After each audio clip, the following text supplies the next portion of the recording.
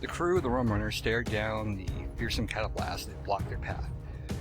Grumpy creature grunted at them and continued to chew mouthfuls of barbarous plant life, clearly unwilling to move. The only way they could ever get out of its way was to find a third way. With that, desperately, the crew started looking around for any kind of plant life that might draw it away. The new crew remembered the catablast was attracted to young, tender ferns. Grabbing a handful and tried to get its attention. The gleeful Grump leapt in the water and began pounding after Nikru. Nikru, rather than give the plants over, decided to make a run for it, only to be engulfed in a poisonous cloud of gas. Falling to his knees, the rest of the crew rushed forward and threw the plants onto the shore away from Nikru, drawing the catablast over there. Quickly helping their friend to his feet and administering an antidote, the crew was able to get the boat moving along. What you just heard was the beginning roleplay I had for a group of players who 3rd level and on their way to travel to a place called White Rock. Their path was blocked by a Challenge 13 monster, Catablast. The most important thing to note here is the Catablast was a puzzle they had to figure out.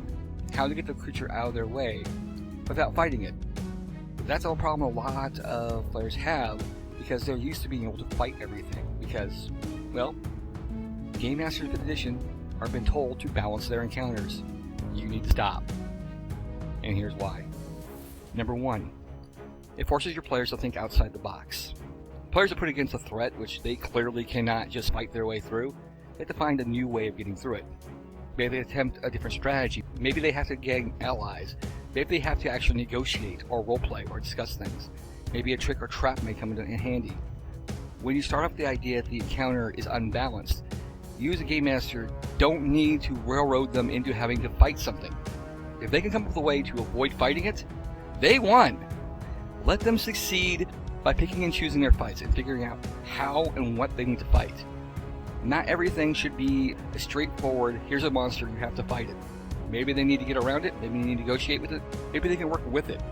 Maybe they can just avoid it altogether. Let them. Number 2. When all your combat counters are balanced, it creates the idea in the players' heads that they can always fight and win things.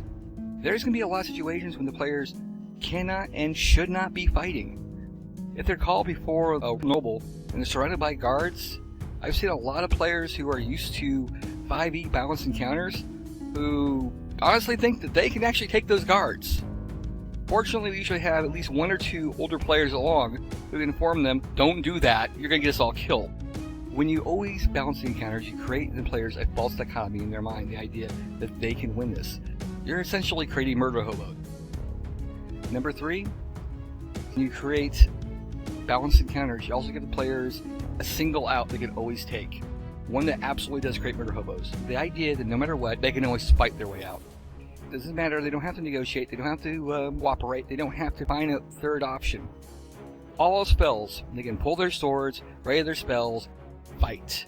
If you want to know what's wrong with a lot of modern 5e campaigns, it's balanced encounters. Stop balancing your encounters. Let your players be able to find a third way.